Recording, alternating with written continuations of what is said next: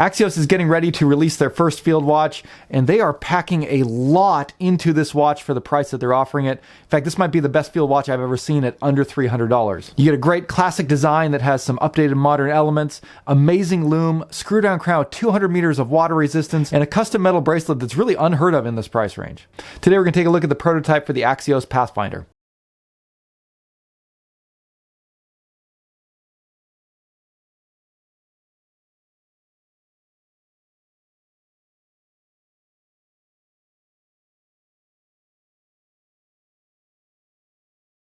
Hey guys, this is Dave. Welcome back to Just the Watch, and today we're taking a look at the Axios Pathfinder.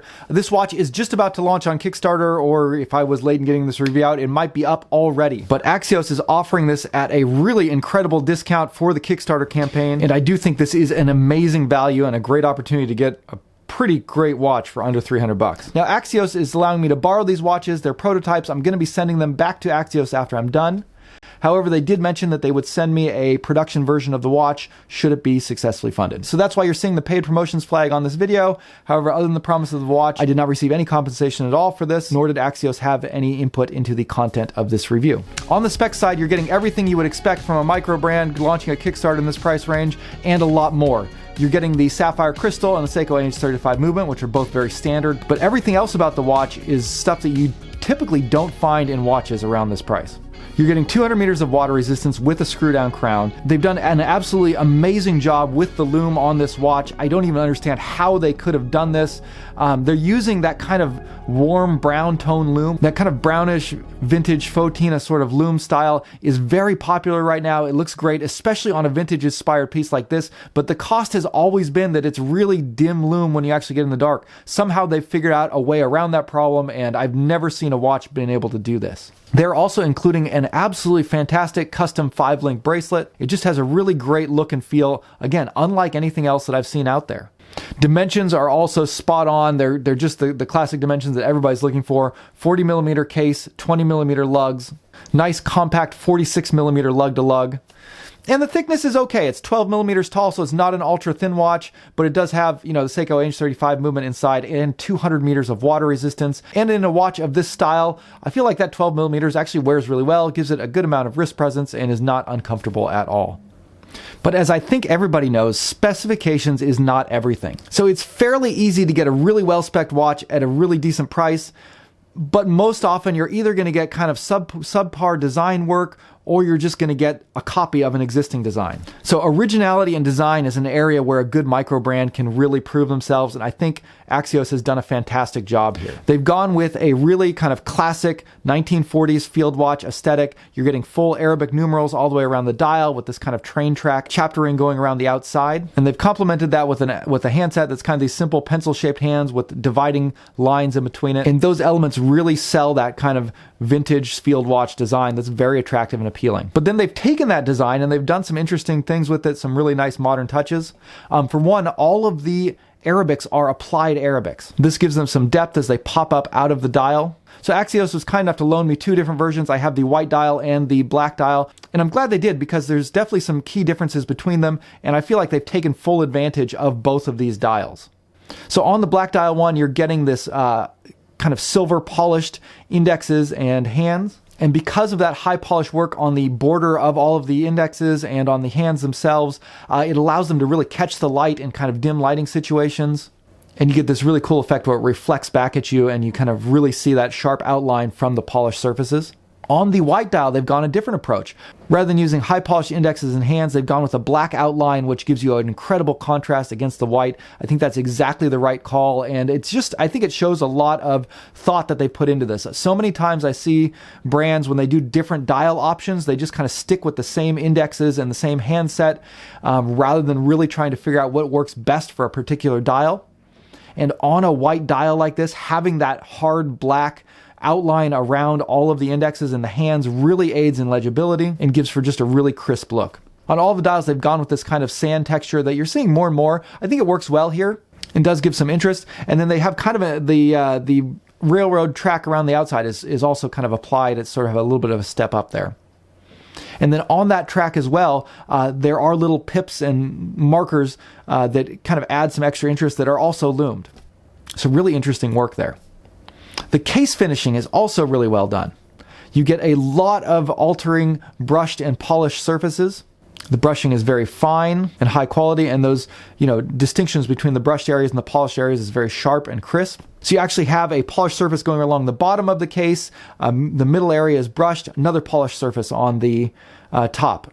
And then when you have the bezel that's built on top of that, again, you have even on the bezel itself an altering between polished and brushing and polishing. So a lot of interesting light play off of this, and they've gone through a lot of extra effort to make this a really great looking case and watch. The crystal itself is a flat sapphire crystal. I think that's the right choice when you're kind of dealing with this sort of thicker watch style. But with that thickness, they are giving you 200 meters of water resistance and a screw down crown. So really this watch is as capable in the water as most other dive watches out there. The bracelet on this watch is absolutely phenomenal. It just has a really smooth and fluid feel to it with those 5 links. It allows it to articulate very well. It can be folded flat on basically any of the links, giving it a great range of motion and allowing it to really conform to your wrist shape. It's also just a really beautiful bracelet. It's kind of interesting. You've got these sort of flat links on the edges, and then the 3 inner links have kind of rounded edges and so sort of polished surfaces as well. To me, it's kind of in between like a Beads of Rice or a Jubilee or an Engineer, but it's not quite any of those. It's something different, something that I believe that they designed for this watch. And that's a huge upgrade. I mean, at field watches in this price range, you never see bracelets like this. At best, you might see kind of like a standard oyster style bracelet or something that's easily mass produced, but to see something custom like this that really, I think, fits the character of the watch, that's comfortable and well designed, is a pretty surprising bonus. Now, there was one other issue on this prototype, and that was with the bracelet. When I initially got it, the links were kind of bent over and kinked backwards, and I had a really hard time straightening it out. So this is a problem with the bracelet. I talked to Axios about it. They are aware of it. They are working on a fix. They need to, round out some of the edges on the links to make it so that that doesn't happen. So as long as they get that part of the bracelet straightened out, this should be no problem, but that is something I did want to mention and make aware. Now, they've done some interesting stuff with the lume, and I'm going to be doing a full lume comparison in a minute here, but I want to talk a little bit about Axios. This is a watch that is coming to Kickstarter. And as I've mentioned before, sometimes Kickstarter can be a little bit intimidating. There's some extra risks involved, but I feel like Axios is a pretty safe bet. This is their 3rd watch that they've launched. The other 2 watches that they've launched have both been successfully put to market. They haven't had any major problems with distribution that I'm aware of, and they have a great reputation. Axios is also kind of related to Zelos in that the owner of Zelos is also one of the owners of Axios. So there's a lot of great experience behind them. And Axios, their kind of brand identity has been gravitating towards more vintage style pieces and more conservative sizes. So they've been putting out watches in this kind of 40 millimeter diameter size, and they've really been having a lot of their inspiration coming from vintage dive watches before. This is their first field watch. And I've been able to review all of their watches so far and found them all to be excellent. But none of them have been this cheap. So if you've been wanting to get hold of one of Axios' watches, but didn't want to jump up into that, close to $500 price range where they're normally sitting, this is a lot more affordable. And I still feel like it comes with a lot of the same benefits that you get from their more expensive models. So really cool to see them doing this. This watch is going to be on Kickstarter for $259 at the early bird prices. It's going to jump up to $279 after that. And then it's going to retail, I think, for $340, which even at that full retail price, I think is still a great deal for what they're offering you here. But at that early bird Kickstarter price, it's kind of insane. And again, with Axios, I think it's a fairly safe bet. So if you are interested in that, I would definitely recommend trying to jump in and grab it. Now, I do, however, have 2 minor complaints about this watch. The first is the choice of the Seiko NH35 movement.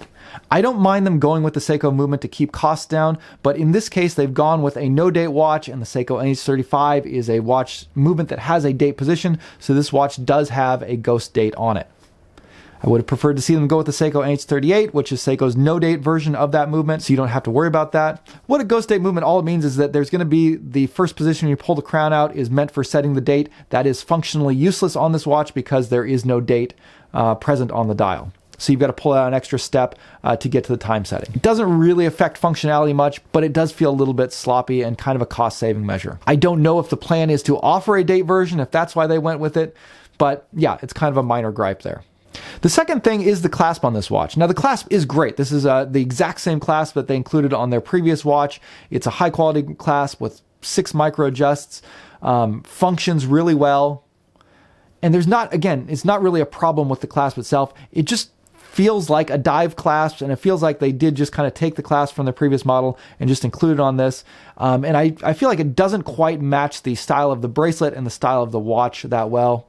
It would have been nice if they could have updated that to come up with something that sort of adds a touch of elegance. As it is, it just feels a little bit out of place, even though it is functionally an excellent clasp. But again, those are probably both cost-saving measures. If they would have been charging the same amount that they charge for their dive watches, yeah, I think this would have been a much bigger issue. But at this price range, you got to cut some corners somewhere to get it down there, and I think a lot of people are going to be really happy with that, to be able to save that much money and get their hands on a watch of this quality. All right, let's wrap this up by checking out the lume, because the lume is kind of crazy. Now, the thing about this lume that surprised me so much, first, the color. So that warm brown tone lume, that kind of vintage lume, is almost always very dark when you actually light it up. The second thing is that they're using Arabic numerals on everything, which are very thin, and typically Arabics are harder to lume. They tend to not be as bright as the big lume plots that you have on dive watches. So I expected the lume on this to be disappointing.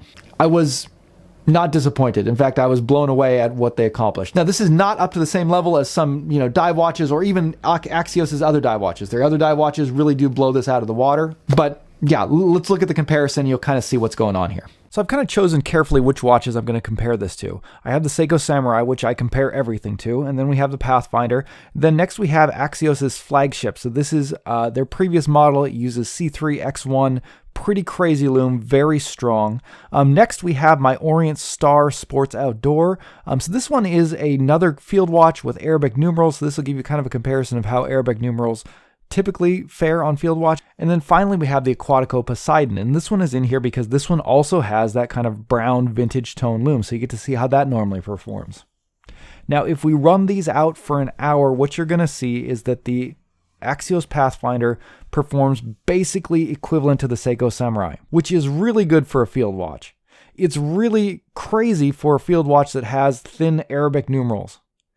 And it's kind of insane for a field watch with thin Arabic numerals that has this sort of brown lume. So you see that the Arabics on this are outperforming the Arabics on the Orient Star, and the brown lume paint is way outperforming the brown lume on the Aquatico Poseidon. So for what they're getting, this is really crazy. This is also X1 grade lume, so it should last longer than typical lume anyways. So this is really only testing just the brightness after 1 hour, but theoretically you're going to keep that brightness up for a longer duration as well. So while this doesn't quite keep up with Axios dive watches, which have really insane lume, I'm still thoroughly impressed with what they've done here. All right, guys, that's going to wrap it up. Thank you so much for watching. Drop me a comment down below. If you're not subscribed to the channel, please subscribe. I like to cover watches that are in kind of the affordable range, and I've got a lot of stuff in the queue. So look forward to keeping you guys up to date on all that stuff. As I like to say, if you are interested in watches but don't have a lot of money, this is the channel for you. All right, we'll talk to you later. Bye.